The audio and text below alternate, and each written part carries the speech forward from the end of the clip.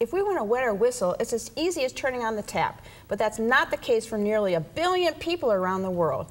Katie Spotts decided to dive into this issue in a big way, and it wasn't always smooth sailing. Katie is an athlete, speaker, and safe water activist with H2O for Life for the schools. So welcome to the show. Thanks for having me. It's hard to imagine a life without safe water, but that's the reality for so many people, isn't it? Yeah, so, you know, I'm from Cleveland and I have been born and raised here, but it wasn't until I started traveling overseas that I saw how water is, you know, life for them, that they spend their entire day collecting water that isn't even clean, and that there's tons of solutions out there where people don't need to be doing that, and they're very effective and cheap, so.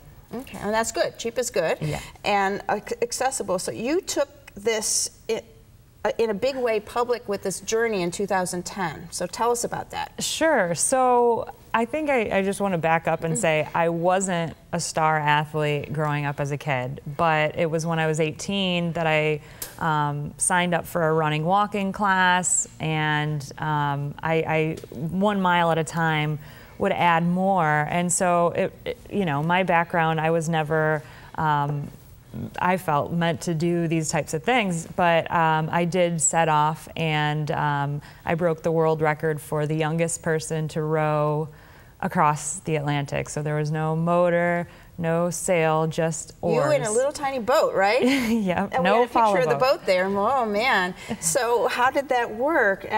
What did your family think about it? How did you plan for that? What was the like?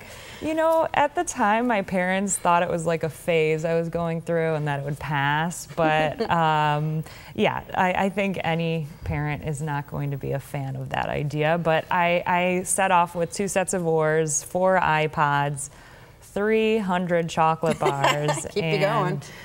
Had all sorts of visitors along the way.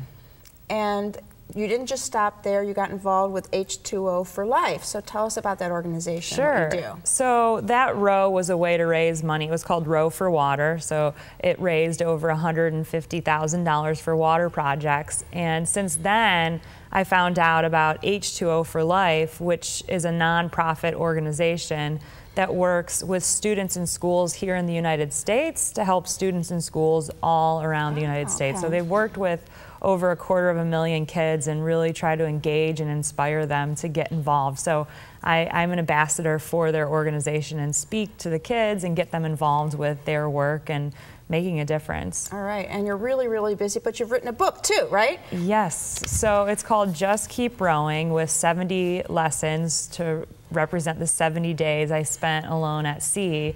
And we decided to self-publish so that more money can go to the charity as a result of this. So we did start a Kickstarter campaign and are looking for some help to be able to self-publish that book. So people can help you out by doing that. Yes. Go to Kickstarter, all right.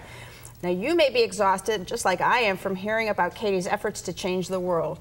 And while we may not be able to do all that she's doing to support safe water efforts, there are steps we can and should take.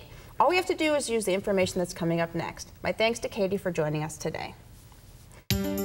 For more information, call H2O for Life at 651-756-7577 or visit www.h2oforlifeschools.org.